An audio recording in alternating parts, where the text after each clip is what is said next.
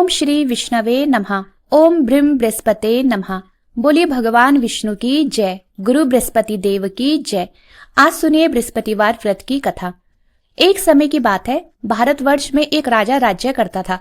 वह बड़ा ही प्रतापी और दानी था। वह नित्य प्रतिदिन मंदिर में दर्शन करने जाता, ब्राह्मण और गुरु की सेवा क्या करता था। उसके दरवाजे से कभी कोई निराश होकर नहीं लौटता था। वह प्रत्येक गुरुवार को व्रत रखता और पूजन करता था। हर एक दिन गरीबों की सहायता करता था, परंतु यह सब बातें उसकी रानी को अच्छी नहीं लगती थी। वह ना तो व्रत करती और ना किसी को एक पैसा तक दान में देती थी, और राजा से भी ऐसा करने को मना क्या करती थी। एक समय की बात है, राजा शिकार खेलने वन को गए हुए थे। घर पर रानी और दासी थी। उसी समय गुरु बृहस्पति देव एक साधु का रूप धारण कर राजा के दरवाजे पर भिक्षा मांगने गए। जब उन्होंने रानी से भिक्षा मांगी तो वह कहने लगी कि हे साधु महाराज, मैं इस दान और पुण्य से तंग आ गई हूँ। मेरे से तो घर का ही कार्य समाप्त नहीं होता। इस कार्य के लिए तो मेरे पति देव ही बहुत है। अब आप इस प्रकार की कृपा करें कि यह सब धन नष्ट हो जाए और मैं आराम से रह सकूं। तब साधु बोले, हे देवी, तुम तो बड़े ही विचित्र हो। संतान और धन से कोई दुखी नहीं होता है, इसको तो सभी चाहते हैं। पापी भी पुत्र और धन की इच्छा करता है। अगर आपके पास धन अधिक है तो भूखे मनुष्य को भोजन करवाओ, प्याऊ लगवाओ, ब्राह्मणों को दान दो, धर्मशाला बनवाओ, कुआं, तालाब, बावड़ी, बाग बगीचे आदि के निर्माण कराओ, और निर्धन मनुष्य की कुंवारी कन्याओं का विवाह कराओ, और अनेक यज्ञादि कर्म करो। इस प्रकार के कर्मों को करने से आपके कुल का और आपका नाम परलोक में सार्थक होगा और स्वर्ग की प्राप्ति होगी। मगर वह रानी इन बातों से भी खुश न हुई। वह बोली, हे साधु महाराज, मुझे ऐसे धन की भी आवश्यकता नहीं जिसे अन्य मनुष्य को दान दूं और जिसको संभाल कर रखने में ही मेरा सारा समय बर्बाद हो जाए। तब साधु ने कहा, हे देवी, यदि तुम्हारी ऐसी इच्छा है तो ऐसा ही होगा। मैं तुम्हें बताता हूँ, वैसा ही करना। बृहस्पतिवार के दिन घर को गोबर से लीपना, अपने केशों को धोना, केशों को धोते समय स्नान करना, राजा से कहना वह हजामत करवाए, भोजन में मांस मदिरा खाना, कपड़ा धोबी के यहाँ धुलने डालना। इस प्रकार 7 बृहस्पतिवार करने से तुम्हारा सब धन नष्ट हो जाएगा। ऐसा कहकर वह साधु महाराज वहां से अंतर्ध्यान हो गए। रानी ने साधु के कहने के अनुसार वैसा ही किया। अभी 3 बृहस्पतिवार ही बीते थे कि उनकी समस्त धन संपत्ति नष्ट हो गई, और अब वह भोजन के लिए भी तरसने लगे और सांसारिक भोगों से दुखी रहने लगे। तब वह राजा रानी से कहने लगा कि रानी, तुम यहाँ पर रहो, मैं दूसरे देश को जाता हूँ, क्योंकि यहाँ पर मुझे सभी मनुष्य जानते हैं, इसलिए कोई कार्य भी नहीं कर सकता। देश चोरी परदेश भीख बराबर है। और ऐसा कहकर राजा परदेश चला गया। वहां परदेश में राजा जंगल में जाता और लकड़ी काटकर शहर में बेचता। इस तरह जीवन व्यतीत करने लगा। इधर राजा के घर रानी और दासी दुखी रहने लगी। किसी दिन भोजन मिलता और किसी दिन जल पीकर ही रह जाती। एक समय रानी और दासी को 7 दिन बिना भोजन के व्यतीत हो गए। तो रानी ने अपनी दासी से कहा, हे दासी, यहाँ पासी के नगर में मेरी बहन रहती है, वह बड़ी धनवान है। तू उसके पास जा और वहां से 5 सेर अनाज कर मांग कर ले आ, जिससे कुछ समय के लिए हमारा गुजारा हो जाएगा। इस प्रकार रानी की आज्ञा मानकर दासी रानी की बहन के पास गई। रानी की बहन उस समय पूजन कर रही थी, क्योंकि उस रोज बृहस्पतिवार का दिन था। जब दासी ने रानी की बहन को देखा तो उससे बोली, हे रानी, मुझे तुम्हारी बहन ने भेजा है, मेरे लिए 5 सेर अनाज दे दो। इस प्रकार दासी ने अनेक बार कहा, परंतु रानी ने कुछ उत्तर नहीं दिया, क्योंकि वह उस समय बृहस्पतिवार की व्रत कथा सुन रही थी। इस प्रकार जब दासी को किसी प्रकार उत्तर नहीं मिला तो वह बहुत दुखी हुई और क्रोध भी आया, और लौटकर अपने गांव आ रानी के पास आकर बोली, हे रानी, आपकी बहन तो बहुत ही घमंडी है। वह तो छोटे लोगों से बात भी नहीं करती। जब मैंने उससे तुम्हारा संदेश कहा तो उसने कोई उत्तर नहीं दिया। तब मैं वापिस चली आई। रानी बोली, हे दासी, इसमें उसका कोई दोष नहीं है। जब बुरे दिन आते हैं तब कोई सहारा नहीं देता। अच्छे बुरे का पता विपत्ति में ही लगता है। जो ईश्वर की इच्छा होगी वही होगा। यह सब हमारे भाग्य का दोष है। इधर उस रानी ने देखा कि मेरी बहन की दासी आई थी, परंतु मैं उससे नहीं बोली, इससे वह बहुत दुखी हुई होगी। यह सोच कथा को सुन और भगवान विष्णु का पूजन समाप्त कर वह रानी अपने बहन के घर चल दी और जाकर अपनी बहन से कहने लगी कि हे बहन, जिस समय तुम्हारी दासी मेरे पास गई थी तब मैं बृहस्पतिवार का व्रत कर रही थी, परंतु जब तक कथा होती है तब तक ना उठते हैं और ना बोलते हैं, इसलिए मैं ना बोली। कहो दासी, क्यों गई थी? रानी बोली, बहन, हमारे घर में अनाज नहीं था। वैसे तो तुमसे कोई बात छिपी नहीं है, इस कारण मैंने दासी को तुम्हारे पास 5 सेर अनाज लेने के लिए भेजा था। रानी बोली, बहन, बृहस्पति भगवान सबकी मनोकामना पूर्ण करते हैं। देखो, शायद तुम्हारे घर में अनाज रखा हो। इस प्रकार का वचन जब रानी ने सुना तो वह घर के अंदर गई और वहां उसे एक बड़ा घड़ा अनाज का मिल गया। अब तो वह रानी और दासी बहुत ही खुश हुई और दासी कहने लगी, हे रानी, देखो, वैसे हमको जब अन्न नहीं मिलता तो हम रोज ही व्रत करते हैं। अगर इनसे व्रत की विधि और कथा पूछ ली जाए तो उसे हम भी क्या करेंगे। तब उस रानी ने अपनी बहन से पूछा कि हे बहन, बृहस्पतिवार के व्रत की कथा कैसे है और यह व्रत कैसे करना चाहिए। रानी की बहन ने कहा, इस व्रत में चने की दाल गुड़ से भगवान विष्णु का केले के जड़ में पूजन करे, दीपक जलाए, पीला भोजन करे और कहानी सुने। इस प्रकार करने से गुरु भगवान प्रसन्न होते हैं, अन्न, पुत्र और धन देते हैं, मनोकामना पूर्ण करते हैं। इस प्रकार रानी और दासी दोनों ने निश्चय किया कि बृहस्पति भगवान का पूजन जरूर करेंगे। 7 दिन बाद जब बृहस्पतिवार आया तो उन्होंने व्रत रखा। घूरसाल में जाकर चना गुड़ बिन लाई और चने की दाल से केले की जड़ में भगवान विष्णु का पूजन किया। अब भोजन पीला कहाँ से आए। बेचारी बहुत दुखी हुई, परंतु उन्होंने व्रत किया था जिस कारण गुरु भगवान प्रसन्न थे। वह महात्मा के रूप में 2 थालों में सुंदर पीला भोजन लेकर आए और दासी को भोजन देकर बोले, हे दासी, यह तुम्हारे और रानी के लिए भोजन है, तुम दोनों भोजन करना। दासी भोजन पाकर बहुत प्रसन्न हुई और रानी से बोली, चलो रानी जी, भोजन कर लो।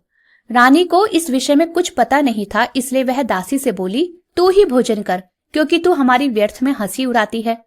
दासी बोली, एक महात्मा भोजन दे गए हैं। रानी कहने लगी, वह भोजन तेरे लिए ही दे गए हैं, तू ही भोजन कर। दासी ने कहा, वह महात्मा हम दोनों को 2 थालों में भोजन दे गए हैं, इसलिए हम और तुम दोनों ही साथ साथ भोजन करेंगी। इस प्रकार रानी और दासी दोनों ने गुरु भगवान को नमस्कार कर भोजन प्रारंभ किया। अब तो वह प्रत्येक बृहस्पतिवार को गुरु भगवान का व्रत और भगवान विष्णु का पूजन करने लगी। बृहस्पति भगवान की कृपा से फिर से रानी और दासी के पास धन हो गया। रानी फिर से उसी प्रकार से आलस्य करने लगी। तब दासी बोली, देखो रानी, तुम पहले भी इसी प्रकार आलस्य करती थी। तुम्हें धन को रखने में कष्ट होता था, जिस कारण सभी धन नष्ट हो गया। अब गुरु भगवान की कृपा से फिर से धन मिला है तो तुम्हें फिर आलस्य होता है। बहुत मुसीबतों के बाद हमने यह धन पाया है, इसलिए हमें दान पुण्य करना चाहिए। तुम भूखे मनुष्य को भोजन कराओ, प्याव लगवाओ, ब्राह्मणों को दान दो, कुआं, तालाब, बावरी आदि का निर्माण कराओ, मंदिर पाठशाला बनवाकर दान दो, कुंवारी कन्याओं का विवाह कराओ, धन को शुभ कर्मों में खर्च करो, जिससे तुम्हारे कुल का यश बढ़े और स्वर्ग प्राप्त हो और तुम्हारे पितृ भी प्रसन्न हो। तब रानी ने इसी प्रकार के कर्म करने प्रारंभ किए तो रानी का काफी यश फैलने लगा। एक दिन रानी और दासी विचार करने लगी कि ना जाने राजा किस दशा में होंगे, उनकी कोई खबर ही नहीं है। तब उन्होंने गुरु भगवान से प्रार्थना की और भगवान ने रात्रि में राजा को स्वप्न में कहा, हे राजा, उठ, तेरी रानी तुझको याद करती है, अपने देश को चला जा। जब राजा प्रातःकाल उठा तो विचार करने लगा कि स्त्री जाति खाने और पहनने की ही साथी होती है, परंतु भगवान की आज्ञा मानकर वह अपने नगर के लिए चलने को तैयार हुआ। इससे पूर्व जब राजा प्रदेश चला गया था तो प्रदेश में दुखी रहने लगा। प्रतिदिन जंगल में से लकड़ी बीनकर लाता और उन्हें शहर में बेचकर अपने दुखी जीवन को बहुत कठिनता से व्यतीत करता था। एक दिन राजा दुखी हो अपनी पुरानी बातों को याद करके रोने लगा। तब उस जंगल में बृहस्पति देव एक साधु का रूप धारण कर आए और राजा के पास आकर बोले, हे लकड़हारे, तुम इस सुनसान जंगल में किस चिंता में बैठे हो, मुझको बतलाओ। यह सुन राजा के नेत्रों में आंसू भर आए और वह साधु की वंदना कर बोला, हे प्रभु, आप सब कुछ जानने वाले हो। इतना कहकर साधु को अपनी संपूर्ण कहानी सुना दी। महात्मा दयालु होते हैं। वे राजा से बोले, हे राजा, तुम्हारी स्त्री ने बृहस्पति देव का अपराध किया था, जिस कारण तुम्हारी यह दशा हुई है। अब तुम किसी प्रकार की चिंता मत करो, भगवान तुम्हें पहले से अधिक धन देगा। देखो, तुम्हारी स्त्री ने बृहस्पतिवार का व्रत प्रारंभ कर दिया है और तुम मेरा कहा मानकर बृहस्पतिवार को व्रत करके चने की दाल, गुड़ और जल को लोटे में डालकर केले के जड़ में भगवान विष्णु का पूजन करो। फिर कथा कहो अथवा सुनो, भगवान तुम्हारी सब मनोकामनाओं को पूर्ण करेंगे। साधु को प्रसन्न देखकर राजा बोला, हे प्रभु, मुझे लकड़ी बेचकर इतना पैसा नहीं मिलता जिससे भोजन करने के उपरांत कुछ बचा सकूं। मैंने रात्रि में अपनी रानी को व्याकुल देखा है। मेरे पास कुछ भी नहीं जिससे उसकी खबर मंगवा सकूं, और फिर कौन सी कहानी कहूं, यह मुझको कुछ भी मालूम नहीं है। तब साधु ने कहा, हे राजा, तुम किसी बात की चिंता मत करो। बृहस्पतिवार के दिन तुम रोजाना की ही तरह लकड़ियां लेकर शहर को जाओ। तुमको रोज से दुगना धन प्राप्त होगा, जिससे तुम भली भांति भोजन भी कर लोगे और बृहस्पति देव की पूजा का सामान भी आ जाएगा। बृहस्पतिवार की कहानी इस प्रकार से है। प्राचीन काल में एक ब्राह्मण था। वह बहुत ही निर्धन था। उसकी कोई संतान नहीं थी। उसकी स्त्री बहुत मलिनता के साथ रहा करती थी। वह न स्नान करती, न किसी देवता का पूजन ही किया करती थी। प्रातःकाल उठते ही सर्वप्रथम भोजन करती, बाद में अन्य कोई कार्य किया करती थी। इससे ब्राह्मण देवता बहुत दुखी रहा करते थे। बेचारे बहुत कुछ कहते थे, किंतु उसका कोई परिणाम न निकला। भगवान की कृपा से ब्राह्मण की स्त्री को कन्या रूपी रत्न पैदा हुआ और वह कन्या अपने पिता के घर में बड़ी होने लगी। वह बालिका प्रातः स्नान करके भगवान विष्णु का जाप करने लगी, बृहस्पतिवार का व्रत करने लगी। अपने पूजा पाठ को समाप्त करके स्कूल जाती तो अपनी मुट्ठी में जौ भर के ले जाती और पाठशाला जाने के मार्ग में उन्हें डालती जाती। वही जौ जब स्वर्ण के हो जाते तो लौटते समय उनको बीनकर घर ले आती थी। एक दिन वह बालिका सूप पे उन सोने के जौ को फटक कर साफ कर रही थी कि उसकी माँ ने देख लिया और कहा, हे बेटी, सोने की जौ को फटकने के लिए सोने का सूप होना चाहिए। दूसरे दिन गुरुवार था। इस कन्या ने व्रत रखा और बृहस्पति देव से प्रार्थना करके कहा कि हे प्रभु, यदि मैंने आपकी पूजा सच्चे मन से की हो तो मेरे लिए सोने का सूप दे दो। बृहस्पति देव ने उसकी प्रार्थना स्वीकार कर ली। रोजाना की ही तरह वह कन्या जौ फैलाती हुई जाने लगी। जब लौटकर जौ बीन रही थी तो बृहस्पति देव की कृपा से उसे सोने का सूप मिला। उसे वह घर ले आई और उससे जौ साफ करने लगी, परंतु उसकी माँ का वही ढंग रहा। एक दिन की बात है, वह कन्या सोने के सूप में जौ साफ कर रही थी। उसी समय उस शहर का राजपुत्र वहां से होकर निकला। इस कन्या के रूप और कार्य को देखकर वह मोहित हो गया और अपने घर आकर भोजन और जल त्याग कर उदास होकर लेट गया। राजा को जब इस बात का पता लगा तो वे अपने प्रधानमंत्री के साथ अपने पुत्र के पास गए और बोले, हे बेटा, तुम्हें किस बात का कष्ट है? किसी ने अपमान किया है अथवा कोई और कारण हो सो कहो, मैं वही कार्य करूंगा जिससे तुम्हें प्रसन्नता हो। अपने पिता की जब राजकुमार ने बातें सुनी तो वह बोला, हे पिताजी, मुझे आपकी कृपा से किसी बात का दुख नहीं है। किसी ने मेरा अपमान भी नहीं किया है, परंतु मैं उस लड़की के साथ विवाह करना चाहता हूँ जो सोने के सूप में जौ साफ कर रही थी। यह सुन राजा आश्चर्य में पड़ा और बोला, हे बेटा, इस तरह की कन्या का पता तुम ही लगाओ। मैं उसके साथ तुम्हारा विवाह अवश्य ही करवा दूंगा। तब राजकुमार ने उस लड़की के घर का पता बताया। तब मंत्री उस लड़की के घर गए और ब्राह्मण देवता को सभी हाल बतलाया। ब्राह्मण देवता राजकुमार के साथ अपनी कन्या का विवाह करने के लिए तैयार हो गए और विधि विधान के अनुसार ब्राह्मण की कन्या का विवाह राजकुमार के साथ संपन्न हो गया। कन्या के घर से जाते ही पहले की भांति उस ब्राह्मण देवता के घर में गरीबी का निवास हो गया। अब तो भोजन के लिए अन्न भी बड़ी मुश्किल से मिलता था। एक दिन दुखी होकर ब्राह्मण देवता अपनी पुत्री के पास गए। बेटी ने पिता की दुखी अवस्था को देखा और अपनी माँ का हाल पूछा। तब ब्राह्मण ने सभी हाल कहा। कन्या ने बहुत सा धन देकर अपने पिता को विदा कर दिया। इस तरह ब्राह्मण का कुछ समय सुखपूर्वक व्यतीत हुआ। कुछ दिन बाद फिर वही हाल हो गया। ब्राह्मण फिर अपनी कन्या के यहाँ गए और सभी हाल कहा तो लड़की बोली, हे पिताजी, आप माताजी को यहाँ ले आइए। मैं उन्हें वह विधि बता दूंगी जिससे गरीबी दूर हो जाए। वह ब्राह्मण देवता अपनी स्त्री को साथ लेकर पहुंचे तो पुत्री अपनी माँ को समझाने लगी कि हे माँ, तुम प्रातःकाल उठकर प्रथम स्नान आदि करके भगवान विष्णु का पूजन करो तो सब दरिद्रता दूर हो जाएगी। परंतु उसकी माँ ने एक भी बात नहीं मानी और प्रातःकाल उठकर अपनी पुत्री के बच्चों का जूठन खा लेती थी। एक दिन उसकी पुत्री को बहुत गुस्सा आया और उसने एक रात कोठरी से सभी सामान निकाल दिया और अपनी माँ को उसमें बंद कर दिया। प्रातःकाल उसमें से अपनी माँ को निकाला और स्नान आदि करा के पूजा पाठ करवाया, जिस वजह से उसकी माँ की बुद्धि ठीक हो गई। अब तो वह भी प्रत्येक बृहस्पतिवार को व्रत रखने लगी। इस व्रत के प्रभाव से उसकी माँ भी बहुत ही धनवान और पुत्रवती हो गई और बृहस्पति जी के प्रभाव से स्वर्ग को प्राप्त हुई तथा वह ब्राह्मण भी सुखपूर्वक इस लोक के सुख भोग कर अंत में स्वर्ग को प्राप्त हुए। इस तरह कहानी कहकर साधु देवता वहां से अंतर्ध्यान हो गए। धीरे धीरे समय व्यतीत होने पर फिर बृहस्पतिवार का दिन आया। राजा जंगल से लकड़ी काटकर किसी शहर में बेचने गया। उसे उस दिन और दिन से अधिक धन मिला। राजा ने चना गुड़ आदि लाकर बृहस्पतिवार का व्रत किया।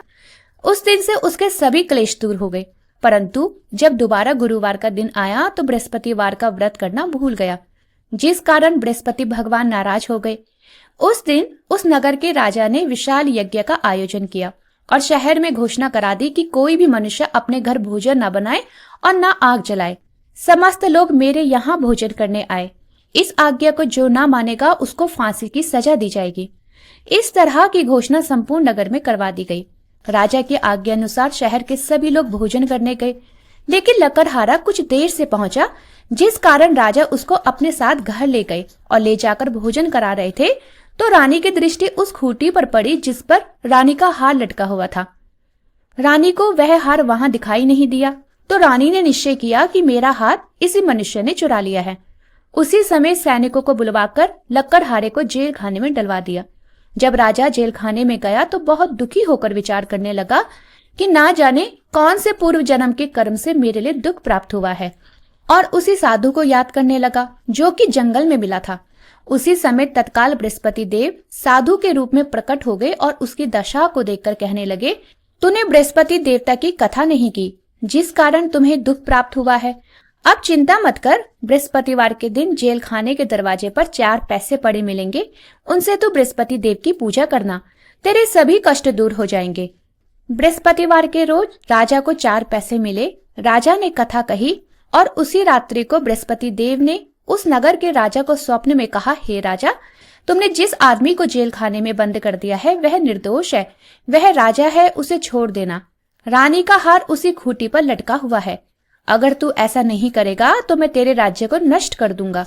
इस तरह रात्रि के स्वप्न को देख जब राजा प्रातःकाल उठा तो खूंटी पर हार टंगा हुआ देखकर लकड़हारे को बुलाकर क्षमा मांगी और राजा को योग्य सुंदर वस्त्र आभूषण देकर विदा किया।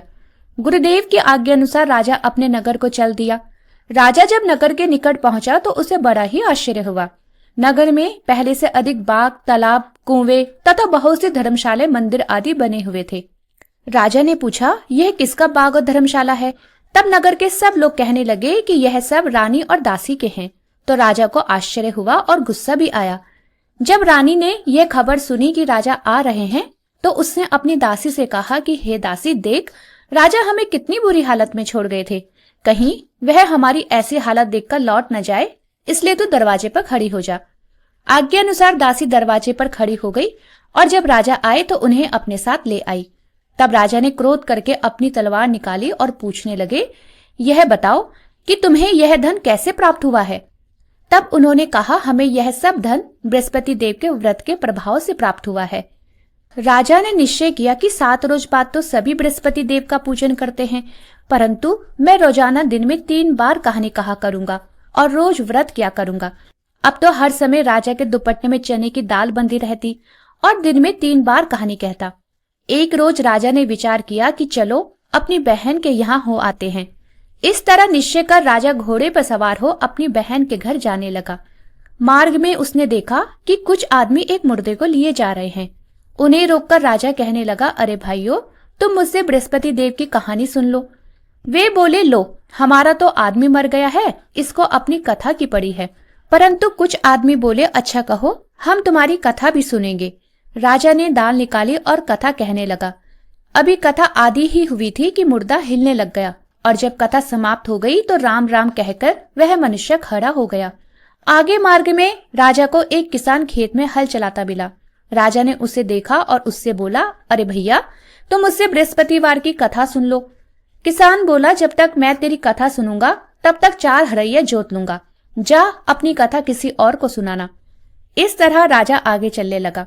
राजा के हटते ही बैल पछाड़ खाकर गिर गए और किसान के पेट में बहुत जोर से दर्द होने लगा। उसी समय किसान की माँ रोटी लेकर आई। उसने जब यह देखा तो अपने पुत्र से सब हाल पूछा और बेटे ने सभी हाल कह दिया।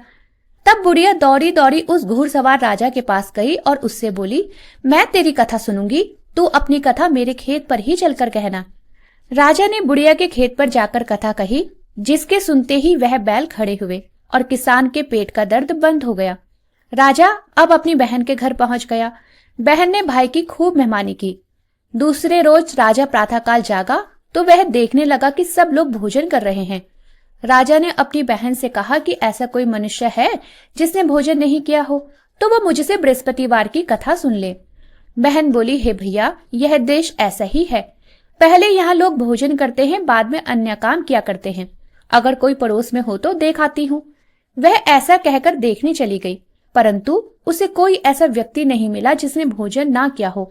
अतः वह एक कुम्हार के घर गई जिसका लड़का बीमार था। उसे मालूम हुआ कि उनके यहाँ 3 रोज से किसी ने भोजन नहीं किया है। रानी ने अपने भाई की कथा सुनने के लिए कुम्हार से कहा। वह तैयार हो गया। राजा ने जाकर बृहस्पतिवार की कथा कही, जिसको सुनकर उसका लड़का ठीक हो गया। अब तो राजा की प्रशंसा होने लगी। एक दिन राजा ने अपनी बहन से कहा कि हे बहन, हम अपने घर को जाएंगे, तुम भी तैयार हो जाओ। राजा की बहन ने अपनी सास से पूछा तो सास बोली, हाँ चली जा, परंतु अपने लड़कों को मत ले जाना, क्योंकि तेरे भाई की कोई संतान नहीं होती है। बहन ने अपने भैया से कहा, हे भैया, मैं तो चलूंगी मगर कोई बालक नहीं जाएगा। राजा बोला, जब कोई बालक ही नहीं चलेगा तब तुम भी क्या करोगी। बहुत दुखी मन से राजा अपने नगर को लौट आया। राजा ने अपनी रानी से कहा, हम निर्वंशी राजा हैं, हमारा मुंह देखने का धर्म नहीं है और कुछ भोजन आदि नहीं किया। रानी बोली, हे राजन, बृहस्पति देव ने हमें सब कुछ दिया है तो संतान भी अवश्य ही देंगे। उसी रात को बृहस्पति देव ने राजा को स्वप्न में कहा, हे राजा, उठ, सभी सोच को त्याग दे, तेरी रानी गर्भ से है। राजा को यह बात सुनकर बहुत खुशी हुई और 9वें महीने में रानी के गर्भ से एक सुंदर पुत्र पैदा हुआ। तब राजा बोला, हे रानी, स्त्री बिना भोजन के रह सकती है, बिना कहे नहीं रह सकती। जब मेरी बहन आए तब तुम उससे कुछ ना कहना। रानी ने सुनकर हाँ कर दी। जब राजा की बहन ने यह शुभ समाचार सुना तो वह बहुत खुश हुई और बधाई लेकर अपने भाई के यहाँ आई। तभी रानी ने कहा, घोड़ा चढ़कर तो नहीं आई, गधा चढ़कर आई। राजा की बहन बोली, भाभी, मैं इस प्रकार न कहती तो तुम्हें औलाद कैसे मिलती। बृहस्पति देव ऐसे ही हैं, जैसे जिसके मन में कामनाएं होती है सभी को पूर्ण करते हैं। जो सद्भावना पूर्वक बृहस्पतिवार का व्रत करता है और व्रत कथा पढ़ता है, सुनता है अथवा दूसरों को सुनाता है, बृहस्पति देव उसकी सभी मनोकामनाएं पूर्ण करते हैं। भगवान बृहस्पति देव उनकी सदैव रक्षा करते हैं। संसार में सच्ची भावना और श्रद्धा के साथ जो भी भगवान जी का पूजन और व्रत करते हैं, उनकी सभी मनोकामनाएं पूर्ण होती है। जैसी सच्ची भावना से रानी और राजा ने उनकी कथा का गुणगान किया तो उनकी सभी इच्छाएं बृहस्पति देव जी ने पूर्ण की थी। इसलिए सबको कथा सुनने के बाद प्रसाद लेकर जाना चाहिए और हृदय से उनका मनन करते हुए जयकारा बोलना चाहिए। बोलिए बृहस्पति देव की जय, भगवान विष्णु की जय। बृहस्पतिवार व्रत कथा समाप्त।